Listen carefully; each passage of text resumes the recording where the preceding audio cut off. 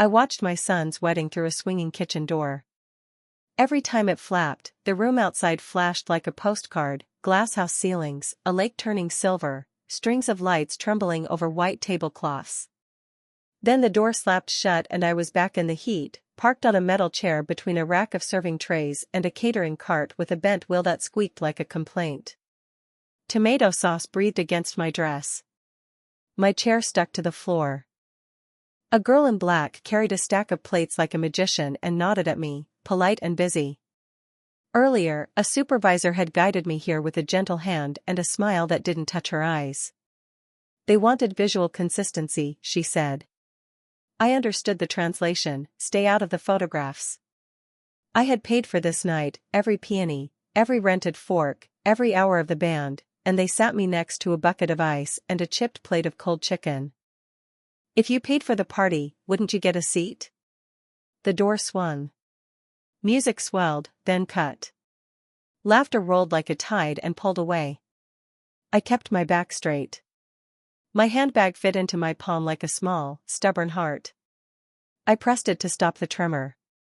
The cart's bent wheel ticked when someone bumped it. It felt like a metronome for a lesson I didn't ask to learn. Back here is good, someone had said, breezy, as if tucking me behind the scenery was an act of kindness. They used the voice people save for toddlers and donors. I nodded because nodding requires no oxygen. I am a respiratory therapist, I know what breath costs. Out there, the room looked like a magazine spread about love. In here, the ovens hummed and the air tasted like steam and basil. The first fork hit a plate. The sound carried a bright ping, then a chorus of pings, like the room was ringing a bell I couldn't touch. I imagined the head table and its centerfold glow.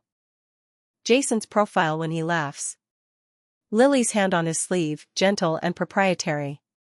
The family's lifting glasses to a story that never seems to remember I was here. The door clapped again, and cheers spilled through, warm and careless, then vanished as the seal of the kitchen reclaimed the air. A server knelt in front of the rack and lined up knives with quick, neat clicks. Her ponytail swayed like a metronome, too. She apologized for the heat. I told her it was fine. It wasn't fine, but I have spent years saying fine until the word forgot it used to mean anything. Years of overtime. Years of choosing an extra shift over new shoes so my son could have the kind of life that doesn't sweat in kitchens. I could have stood. Walked through that door. Tapped a glass. Claimed a chair. I could have said, I'm the one who paid for the chandeliers, so I'll sit under them. But I listened to the hallway clock in my chest and decided to learn first. Watch first. The disrespect was neat, rehearsed, almost elegant. That's how you know a choice isn't accidental, it's consistent. Another flap. A burst of bass. The sound of a mic testing, 1, 2.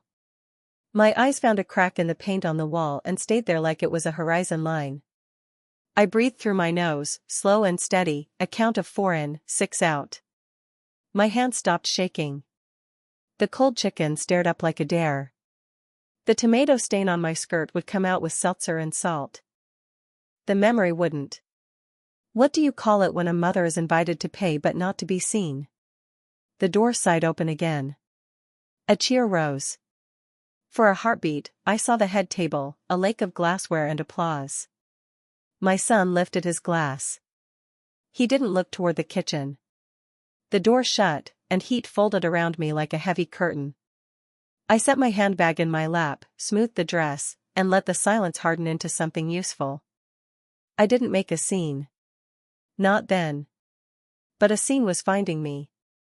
The program felt heavy for something made of paper. I unfolded it with careful fingers, the way you open a letter you already know will hurt. The pages smelled like ink and eucalyptus from the centerpieces. Names bloomed in soft fonts. There were sections for the procession, the vows, the readings, the first dance, and a paragraph about gratitude that thanked mentors, friends, and our families in a neat, collective bow. No mention of my name. Not mother of the groom. Not host. Not paid for the room we're standing in. The white space was a decision, not a typo. Through the door's glass porthole, the lights dimmed. The band shifted into a slow sway that sounded like warm water. A cheer lifted. The first dance began, a choreography of cameras and careful smiles. When the door swung wider, I caught Lily's mother pressing a kiss to Jason's cheek, the kind you give a son you raised. It wasn't ugly. It was simply false. But false things can look beautiful if you frame them right. A catering lead appeared in the doorway, headset tucked into her hair like a small, private halo. She glanced at my chair, then at the dining room, performing a quiet map in her mind. "We're keeping this area clear," she said gently. The bride asked for visual consistency. There it was. Confirmation with a polite tone. I nodded once. The word didn't make me angry, it made me precise. Visual consistency means remove anything that doesn't match the photograph in someone's head. I didn't match. My dress was the wrong blue, my face the wrong history, my presence the wrong story. The door flapped again, and bass trembled under my feet like an engine idling. I folded the program and lined its edge with the peeling strip of paint on the wall, a childish game to keep my hands steady. I have told patients and panicked families to breathe through storms. Tonight I took my own orders. In for 4. Hold for 2. Out for 6.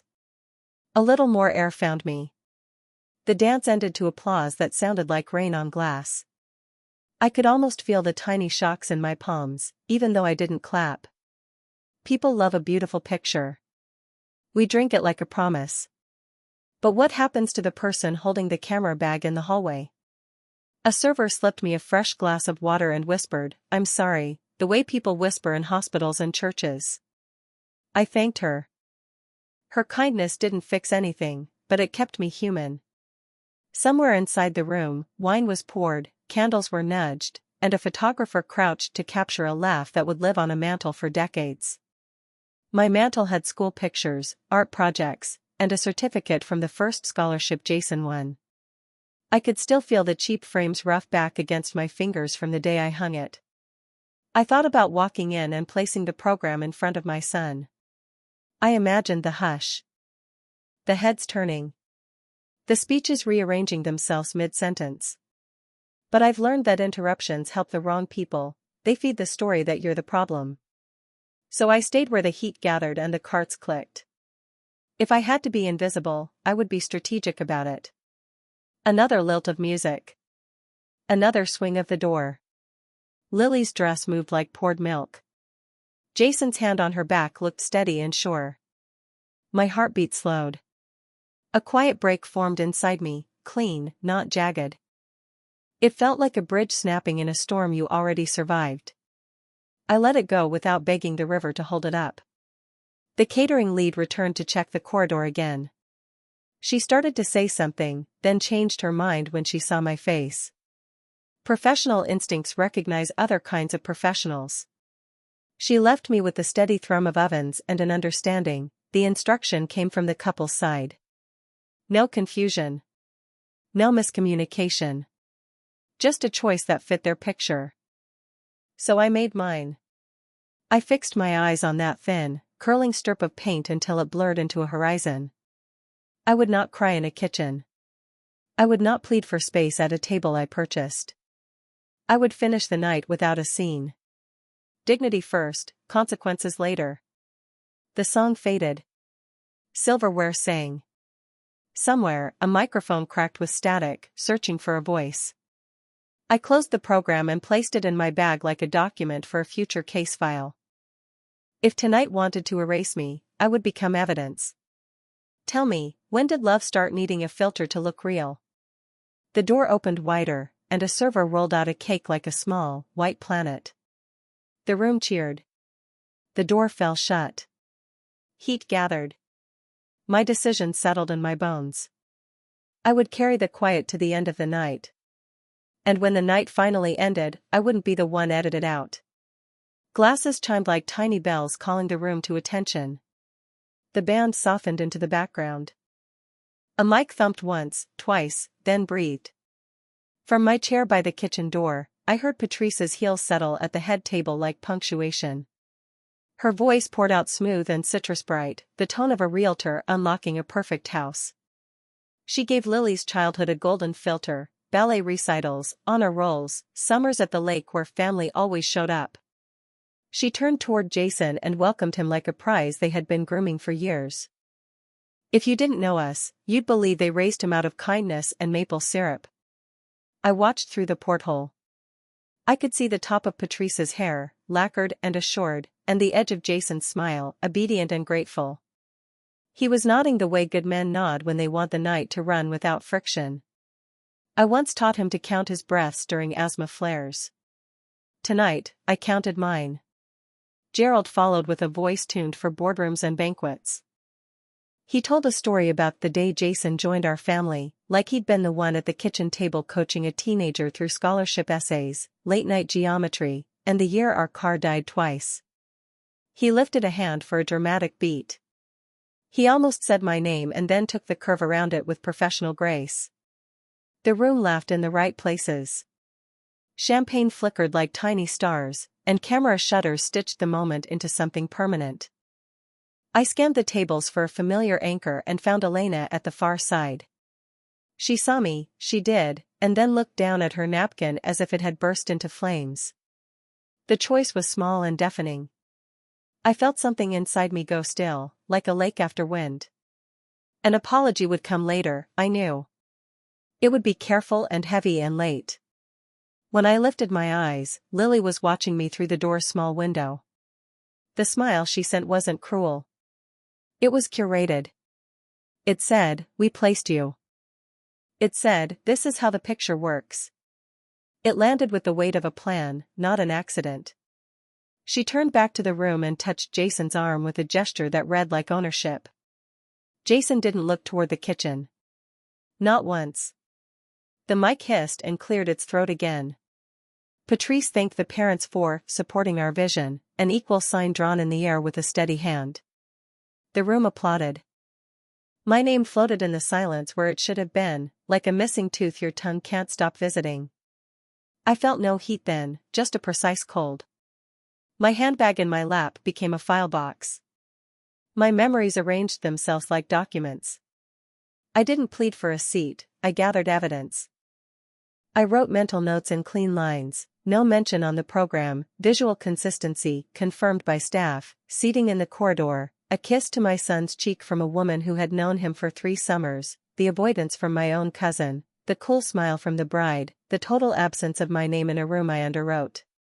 Disrespect, rehearsed. Erasure, executed. The kitchen's heat hummed like a long vowel. A server brushed past with sparklers for the cake and whispered another small sorry that neither of us could spend. The scent of sugar and butter rose and wrapped itself around the metal shelving. I heard a woman at table 7 laugh in a way that said she loved the show. I can't blame anyone for enjoying a beautiful picture. I blame the people who crop out the hands that held the frame. Gerald rounded his toast with a line about the families becoming one. He raised his glass toward Patrice, then toward Lily, then toward Jason. The room lifted its own, crystal and rental glass alike, like a field of pale flowers turning to the sun. The music swelled on cue, a tide hitting the shore exactly when the photographer needed it to. The door swung open wide for servers to pass, and the night spilled into the hallway with heat and brightness and the smell of vanilla. I could have stepped into the stream. I didn't. Silence as a punishment feels like a cage. Silence as a choice feels like a scalpel. I have spent a career counting breaths while alarms screamed. I know the difference between drama and crisis. This wasn't a crisis. This was a message. And I decided to reply in a language they'd understand, logistics and money. I felt a thread tighten in my chest, not from pain, but from alignment. The kind of focus you get when you know exactly where the cut needs to go. Patrice ended with a flourish about gratitude. Lily dabbed a pretend tear. Jason lifted his glass and gave a nod that skipped the hallway again. The applause trembled the plates on the cart beside me. I set my bag down and smoothed my dress, a small ritual for steadiness. Out in the room, the photographer caught the clink of 100 glasses. In here, I caught my reflection in a steel tray and saw a woman with steady eyes. Ask yourself, if a story edits you out, do you beg to be edited back in, or do you take the pen? The door shut with a soft kiss. The applause blurred into laughter. I sat very still and let the last of the need drain out of me. The evidence was complete. The case file closed with a click only I could hear. And once you have the proof, you don't argue. You act. The night air hit my skin like a reset button. I stepped out past the glass house, down 2 stone steps, and into the hum where the lake kept its own slow pulse. The band inside shifted to something fizzy and bright. Out here, the crickets had the stage. I unlocked my phone. The screen lit my hands a careful blue. I wasn't shaking anymore. First call, the florist. I walked toward the dark edge of the parking lot while her voicemail greeting tried to sound cheerful at 10:47 p.m. I left my message clear, steady, documented. Brunch florals for tomorrow, cancelled by the payer on file. Delivery truck not required. Remaining balance not authorized. A confirmation email was requested. I said thank you like a period, not an apology. Second call, the bandleader. He answered breathless from a side door, music leaking into his receiver like champagne fizz. I could hear laughter behind him and the clink of bottles in a tub. I told him the after-hours set would not be needed. He started to charm me back into it with phrases about momentum and keeping the party alive. I used the same 5 words in reply, no set. Not processing balances. He pivoted to professional fast. I asked for an email noting the change. He agreed, polite and efficient, as men are when money stops moving toward them. Third call, the bar company. I stood under a lamppost that hummed like a tired bee and watched my breath tip white. The manager on duty reviewed the order while I stared at my reflection in the black of a parked window. Second shift cancelled. Specialty cocktails removed. Base service only until contract end. Remaining charge authorization withdrawn by the payer on file. He offered to loop in the bride and I declined in a tone even softer than his. He promised to send the update in writing. I thanked him and turned back toward the building that glowed like a snow globe I didn't live in anymore. One by one, those pieces slid back into my hands. The picture inside the glass house would not notice the missing pedals or the zipped-up saxophone or the early bar break. They wouldn't notice the quiet click as the second shift evaporated into a clean ledger line. But I would. Power doesn't always roar. Sometimes it's just a series of calm, final sentences. I stood with my phone against my palm and listened to the lake chew on the dock. My dress still held the kitchen's heat, but my chest didn't. When you spend years apologizing for taking up oxygen, the first real no feels like stepping into fresh air after a fire. What else have I been funding with my silence? Inside, the band hit a chorus and the glass walls trembled with approval. I watched the shadows on the ceiling dance like cutouts on a carousel.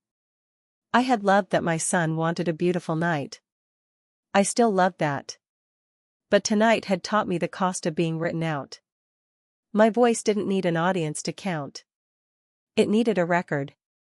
I opened my email and drafted 3 simple follow-ups while the music tried to sell the sky on romance. Subject lines were neat: confirmation, brunch florals cancelled. Confirmation, after-hours set removed. Confirmation, bar second shift and specialty menu cancelled. I added date, time, and the phrase per payer authorization like a small gate that only opened from my side. I CC'd my own address so the copies would arrive like receipts to myself. A car door thudded closed somewhere down the lot. I tucked the phone away and walked back, slow and unhurried. 2 servers on a smoke break stepped aside and made a path I didn't need. Through the glass, I saw Jason lift Lily's hand and spin her into the flash. The photographer crouched low.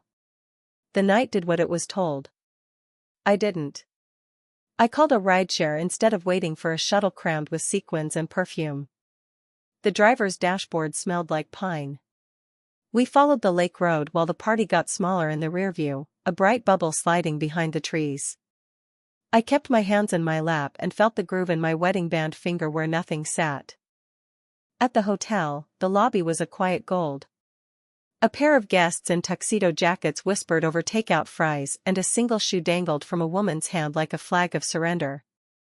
I moved through it all without the ache that had lived under my ribs since the ceremony. Not happiness exactly. Not yet. Just balance. In the elevator mirror, my face looked steady. Not polished. Not composed for a frame. Just mine. I let the doors close and watched myself become a private thing again, a woman riding to a room she paid for with money and years. The phone buzzed, 3 confirmations stacked like small, obedient bricks. I pressed my keycard and stepped into the quiet I bought. The bed was turned down, the lamp was kind, and the city grumbled at the edges like an old friend. I kicked off my shoes and sat with my feet on the carpet, palms flat on my thighs, feeling the scratch of the fabric ground me. I didn't cry. I didn't rehearse speeches. I didn't script apologies I would never get. I set my phone face down and let the room settle around me, clean and undecorated. Morning would ask for numbers. Dawn found me before the alarm. The room was gray and honest.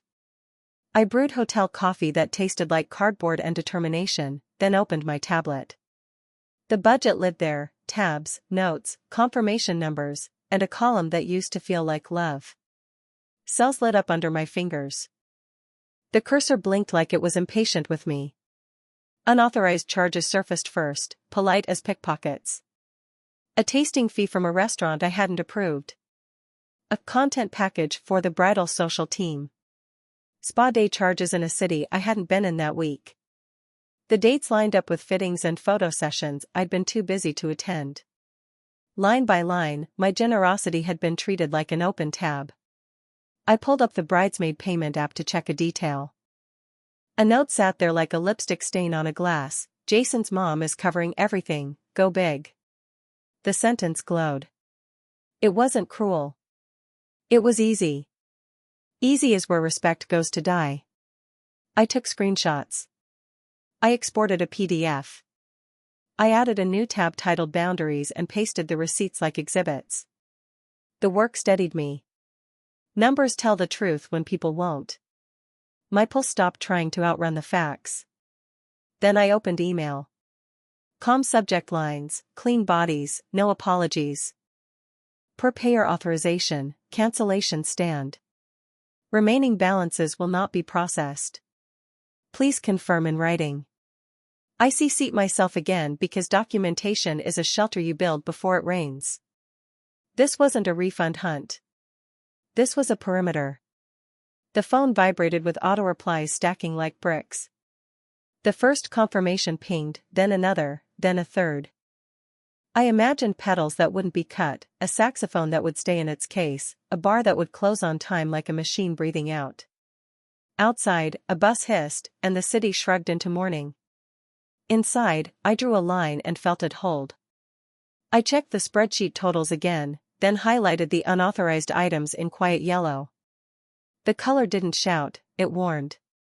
I wrote a single sentence at the bottom of the page for myself: I do not pay to disappear.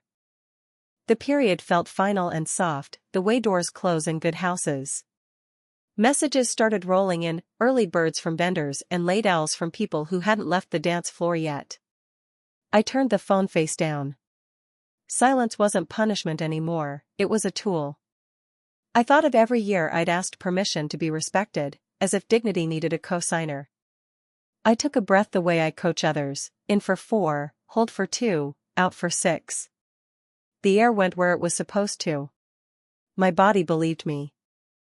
I sipped the coffee, grimaced, and finished it anyway. Power doesn't always taste sweet. It often tastes like effort. The app buzzed with one more notification. Someone tagged a photo: the cake, the lights, the lake pretending to be silver. The caption read, "Everything perfect." Even the lie was pretty. I closed the app and let the tablet go dark. The quiet folded itself around me like a blanket I'd finally paid for only once. What do you call the moment you stop paying to be erased? I stood, felt the carpet under my bare feet, and watched the room wake. The lamp wore its little paper shade like a hat. The city breathed.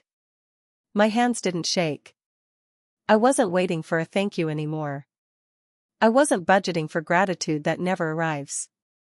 I packed, slid the tablet into my bag, and smoothed the bed the way my mother taught me, palm flat, corners sharp, no fuss.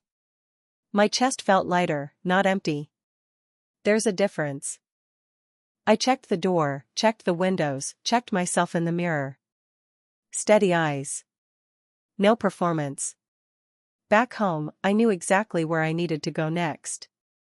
A drawer in my dresser held a red folder that hadn't seen daylight in years. I placed my hand on the handle and listened to the small click inside, a sound like a curtain lifting. I pulled the drawer open. The drawer stuck a little, like it knew what was inside. I pulled until the wood sighed and the red folder slid forward, smooth and stubborn. Dust lifted in a thin veil. My fingers remembered this weight from another life, forms, copies, a photograph we once liked enough to frame. I set the folder on the bed and felt my pulse climb, then level. In for 4. Hold for 2. Out for 6. The room obeyed. The letter waited in Aaron's square, impatient handwriting. The paper had yellowed at the edges, the way grief does. I broke the seal with my thumb and read it standing up, as if sitting would make me smaller. His voice walked out of the page, careful and late. He wrote that he had kept something from me. He wrote that he had been a coward about timing. Then the sentence that tilted the room, Jason is not your biological child. Silence hit like a cold wave and then receded cleanly. I didn't drop the page. I didn't gasp. Instinct reached for breath, and breath was there. Aaron said a young girl had come to him, terrified and alone. He said he handled it terribly, first with lies, then with delay, then with a love that was real but wrong in its hiding. He said he thought he was protecting me. He said he was also protecting himself. I sat at the edge of the bed because the letter asked for gravity. My hands warmed the paper. Memories rearranged, but they didn't break. Midnight ER visits. Scholarships printed on cheap copy paper. Science projects that smelled like vinegar. Track meets with rain sneaking past my collar. Nothing in that stack dissolved. If anything, the tower locked tighter. Does blood make a mother, or the nights nobody saw? I made coffee. The kettle clicked and the steam lifted like a prayer that didn't need words. I read the letter again while the mug warmed my palms. The sentence still said what it said. But it didn't take Jason away from me. It took away an illusion I hadn't asked for. I heard my own voice, years younger, telling a patient's mother to breathe because breath is proof of life, not permission. I breathed. Aaron apologized in the only currency left to him, honesty on paper. He begged nothing. He offered no twist to make himself noble. He just wrote the truth and then signed his name in a hand that was starting to shake. I ran my finger under the last line and felt a resolve gather, the kind that doesn't shout. Parenting, it turned out, had always been paperwork and pancakes, tutoring and tough calls, overtime and small mercies. DNA hadn't packed lunches. DNA hadn't sat in the hallway tonight. The coffee tasted like burned toast and backbone. I let it sit on my tongue anyway. The window held a square of late morning, unstyled and kind. In another room, a clock I rarely noticed ticked like it had been waiting for this exact hour. A boundary rose in me, clear, quiet, finished. I will not be written out of the life I wrote with my hands. I folded the letter back into its envelope and slid it into the red folder, not to hide it, but to house it. The folder went into the drawer with a calm that surprised me. The wood closed with a sound like a seal. I rinsed the mug. I dried it. I placed it upside down, neat and ordinary, on the rack. If a secret tries to rewrite your history, do you let it, or do you rewrite the ending yourself? My phone buzzed on the dresser, insistent and bright with messages I hadn't opened. I didn't reach for it. The line I drew inside me held. Tomorrow could call me anything it wanted. Today, I called myself mother, by choice, by labor, by proof. And once you name yourself, you don't ask permission to keep the name. I posted one picture and said nothing. It was the check, blurred just enough to hide numbers, clear enough to show weight. The corner with my name remained sharp. I dropped it into the neighborhood feed where people trade lost cats and lawn chairs. No caption. No hashtags. Just a square of truth that didn't need my voice. The upload wheel spun, caught, and released. Then I put the phone face down and let the room breathe. Within minutes, the messages began to flock. Jason first, missed calls stacked like dominoes, then a text that tried to sound calm. He was confused, he said. He wanted to clarify. Then Patrice, who didn't do confusion, she did instruction. She recommended we discuss offline to avoid misunderstandings. Gerald added a paragraph about family optics and grace under pressure. The words came pruned and polished, like bushes cut into swans. I didn't answer. Silence hummed under my skin like electricity. The cancellations stayed where I left them. Confirmations pinged like small, obedient bells as vendors replied. No brunch florals. No after-hours set. No second-shift cocktails. Each subject line landed in my inbox like a smooth stone. I stacked them in a folder named Boundary. The act felt like building a wall you could sit on while the weather did whatever it wanted. The phone vibrated across the table, a bug looking for escape. Lily finally appeared on the screen with a soft, managed concern. She hoped there hadn't been a miscommunication. She said the aesthetic asked a lot of all of us. I read it twice and learned nothing new. Aesthetic is what people use when they want the picture to forgive the harm. I still didn't reply. I went for groceries.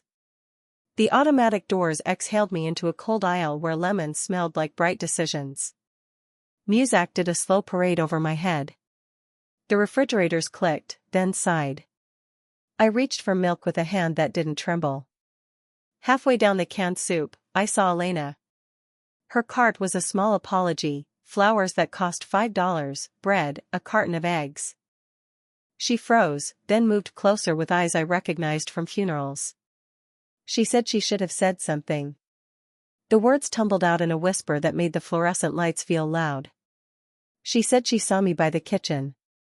She said her husband tugged her sleeve and she looked away. She said she was sorry. Not performative. Not pretty. Just sorry. I let the cold from the glass settle into my palm. I told her I heard her.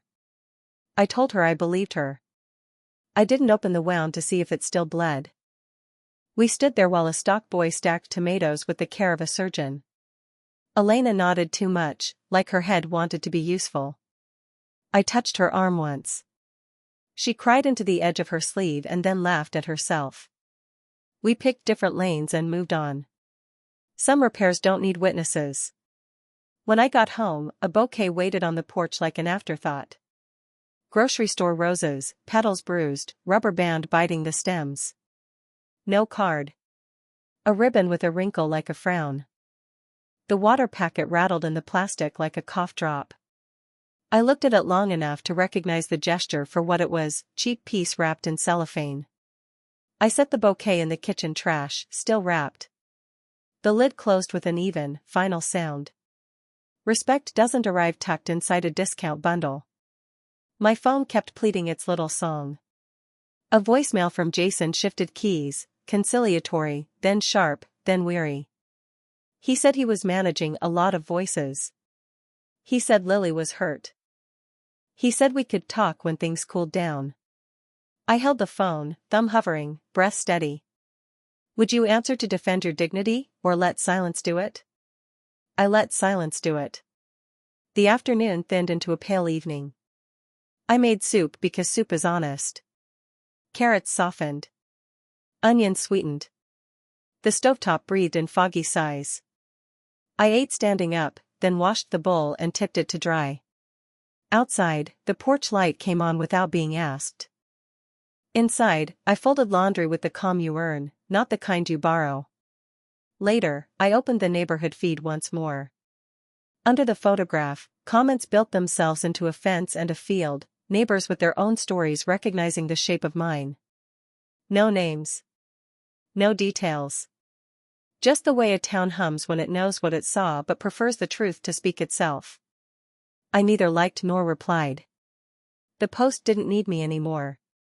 The red folder on my dresser sat exactly where I'd left it. That line from Aaron's letter kept its shape in my mind but no longer hurt my lungs. I ran a cloth over the dresser's wood, then over the folder, as if polishing a headstone made the name more legible. My hand paused on the edge. Something inside shifted, not loud, not dramatic. Just the sound of paper settling into a truer order. I turned off lights room by room. The house sighed, familiar and mine. The phone buzzed once more and gave up, small and defeated. I set it in a drawer and closed the wood gently, like laying down a sleeping child. Silence, I realized, wasn't a sentence anymore. It was a tool. It was also a key. And tomorrow, I would find out what door it opened.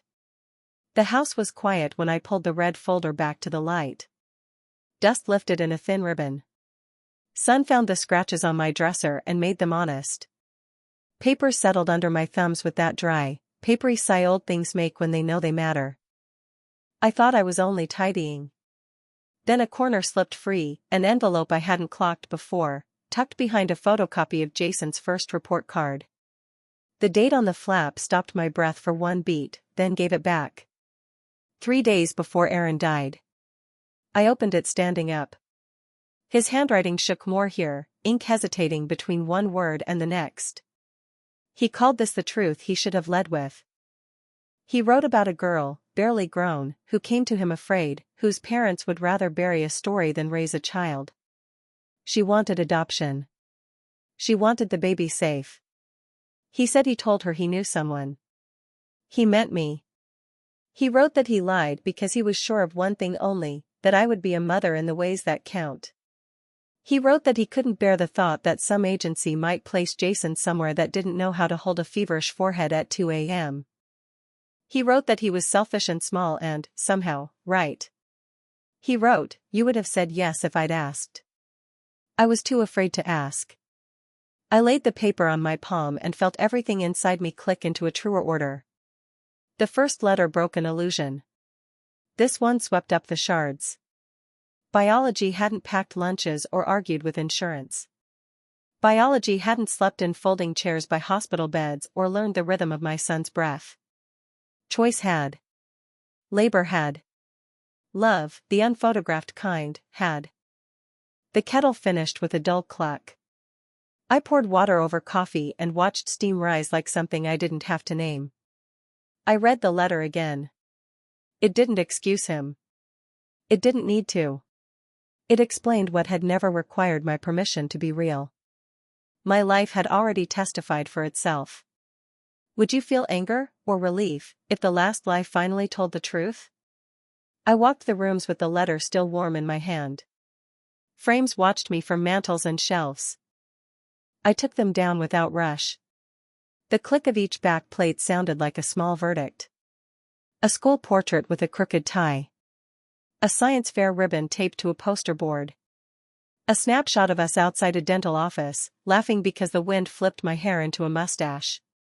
I boxed Jason's milestones, not to erase them, but to stop living under them like a museum guard. The house breathed easier with each empty space. I wiped dust from the lines the frames had left and saw new shapes, plain and kind. I kept one photograph on the piano, me in scrubs, eyes ringed with tired pride, holding a paper cup and a paycheck stub. Not glamorous. Not framed by peonies. Just proof. Light shifted across the floorboards, slow as forgiveness. I sat at the table where homework once lived and wrote 2 lists on a clean sheet. On the left, names of people who had shown up for me without a camera in the room. On the right, names of those who showed up only when there was a camera.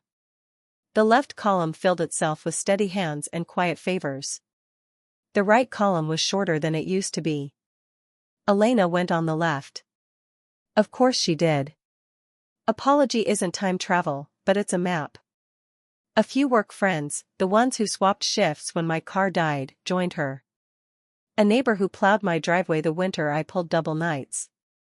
The list didn't need to be long. It needed to be true. The second list lost a name. I felt no drama in the omission, only a clean edge. The pencil hovered, then moved away. I didn't cross Jason out, I stopped writing him in. There's a difference. Boundaries aren't punishments. They're floor plans. I opened a storage bin and found the string lights we never hung because we were saving them for the right moment. I plugged them in. One by one, their small bulbs woke like patient stars. I held the plug, listening to the soft, insect buzz, and saw my backyard the way I wanted it, table pulled under the maple, chairs that matched nothing except their willingness to hold a body, plates I loved because they survived the dishwasher without whining. The pen scratched again. Guest list. A menu that didn't apologize for not being gourmet. The time of sunset. A note to borrow folding chairs from the neighbor who always says yes. I wasn't building a stage. I was setting a table that centered the woman who paid for too many others. What would it feel like to host a night that didn't edit me out? In the hallway, the red folder waited with its 2 letters tucked where they belonged.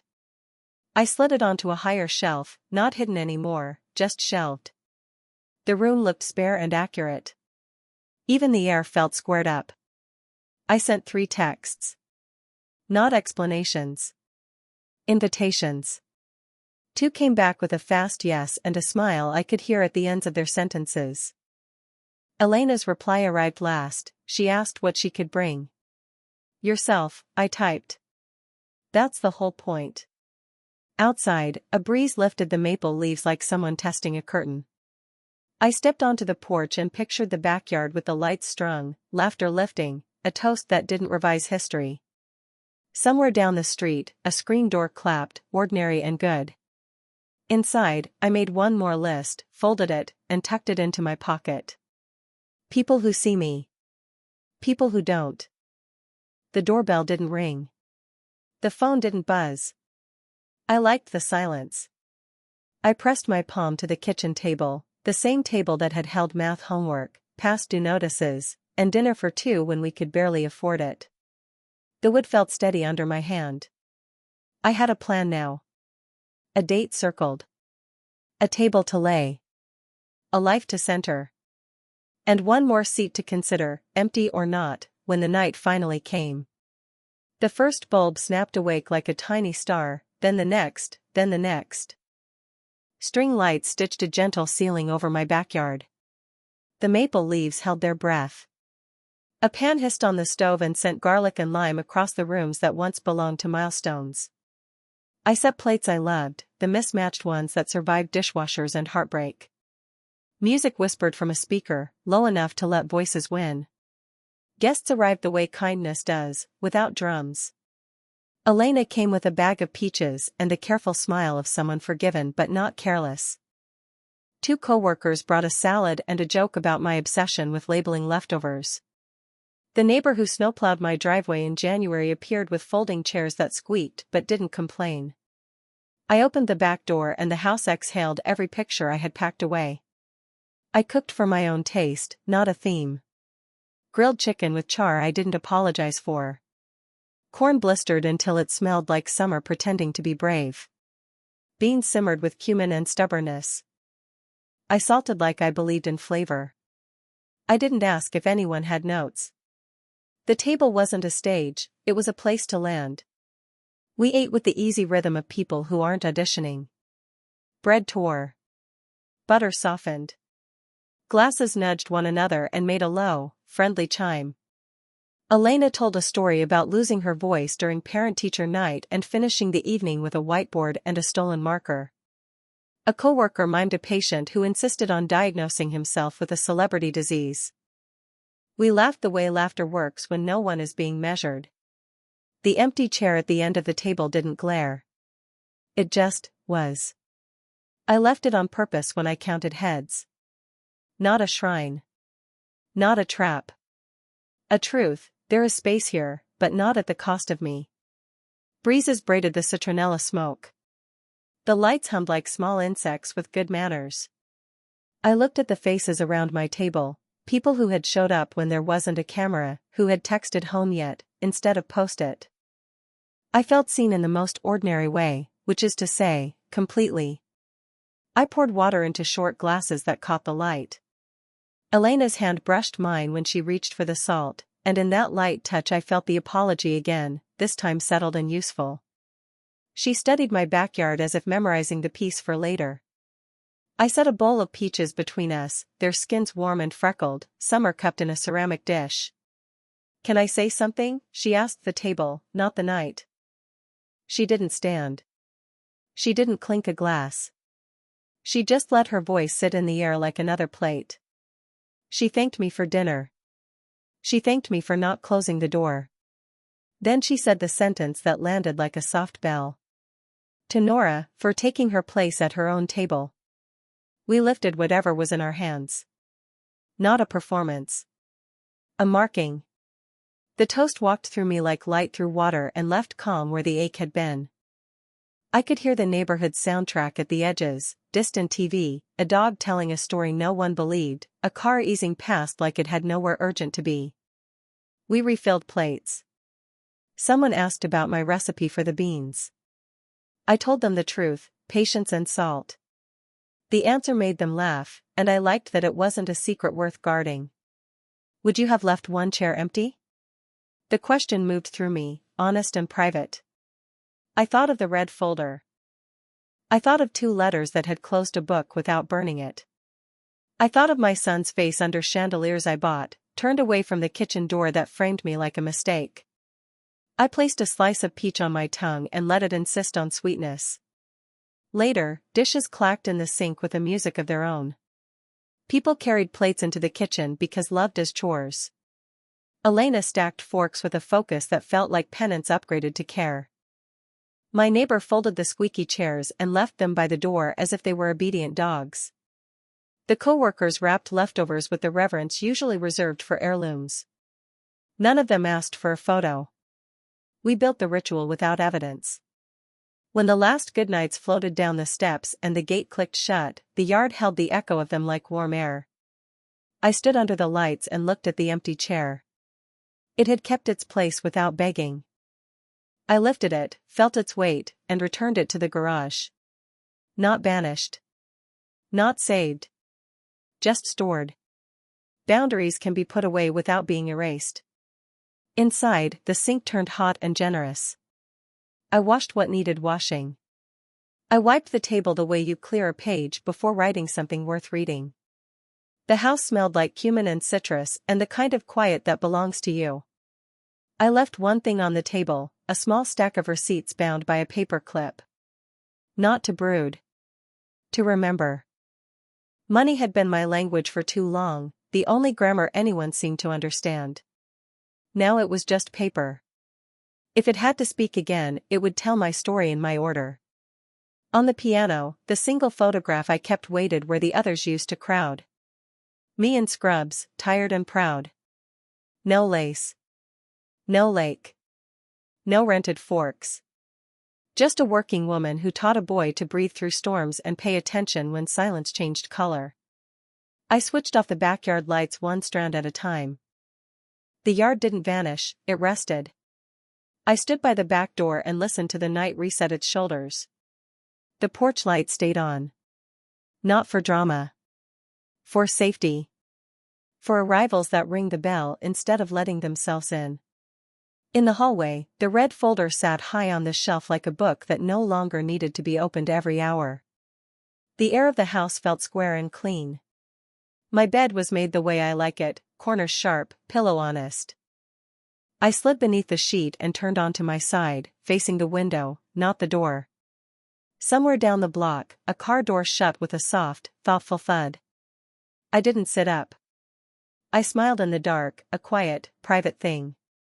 The porch light burned the exact color of resolve. The chair in the garage waited without making threats. And the stack of receipts on the table, patient as proof, kept its place until morning. He knocked once, then again, like he was testing the door for mercy. I let the porch light do the introductions. Jason's face carried a night's worth of arguing and not enough sleep. His tie was missing, his apology wasn't. I stepped aside. The house smelled faintly of cumin and citrus from last night's dinner, the kind of scent that tells the truth without trying. He stood in my living room and looked smaller than the photographs I'd already boxed. Words gathered in his throat like traffic. I didn't rescue them. I set a cardboard box on the coffee table, receipts stacked, screenshots printed, the program that forgot my name, and one envelope with a handwriting that shook. Paper is heavy when it's honest. He started with explanations. Optics. Aesthetic. Patrice handled seating. He said he hadn't seen the kitchen corner. He said if he had, he would have fixed it. He said a lot of things men say when they want the night to be the mistake, not the choice. I told him what happened as if I were charting a patient. Calm, complete, no adjectives. I said a staff member parked me by the swinging door. I said my name wasn't on the program. I said Lily's mother kissed his cheek in the light I paid for, and no one looked for me in the dark. I said 3 calls returned what was mine to decide. I said he treated me like a bank and then like a glare in the photo he didn't want. He reached for the word miscommunication like it was a life raft. I let it sink between us. I slid the envelope forward. Before you argue about optics, I said, read this. My voice was quiet enough to hear the paper clip breathe. He didn't sit. He opened the letter standing, shoulders braced like weather. I watched breath change his chest when he found the sentence Aaron wrote. He read to the end. He read it again. The room did not break. Biology didn't climb through the window to reclaim a single meal. He asked if I'd known. I said I knew the night he had a fever and called my name in a voice that shook. I said I knew on the day we signed the first scholarship acceptance, and when I taught him to count breaths until the panic passed. I said I knew at the kitchen door while he lifted a glass under chandeliers I bought. I have always known, because I was there. He said Lily would hate this going public. I told him I hadn't gone public, I'd gone quiet. I told him I would no longer finance the version of our family where I am cropped out. I told him love doesn't require me to disappear. He asked if I was punishing him. I said no. Boundaries aren't punishment, they're floor plans. He asked if we could reset. I said we could begin with an apology that faces the harm, not the optics. I said we could continue with him paying his own bills. I said I would not be his backdrop again. He touched the program like it was a fragile animal. He said Patrice was just excited. He said Lily has an eye. He said he'd fix it next time. I told him there wouldn't be a next time like that. Not with my money. Not with my name erased. I told him he could take the receipts, the screenshots, and the letter, his inheritance in paper. He flinched at the word and then took the box anyway. Do you still love me? He asked, and the boy he used to be flickered behind the man. I felt it like a hand on an old bruise. I told him love and access are different. I told him my love didn't vanish in a hallway, my access did. I told him he is my son by every measure that counts. And I told him love does not fund its own erasure. If he wanted a mother in the picture, he would need to leave room in the frame. The house listened. Even the refrigerator held its breath. He nodded without agreeing. He looked for the old script and didn't find it. He glanced at the piano, at the one photograph I'd kept. He tried a smile that never stood up. Then he lifted the box, heavy with proof, and moved toward the door. The porch light made a small halo on the cardboard. He paused like a man who wanted to say I'm sorry and couldn't push the word through.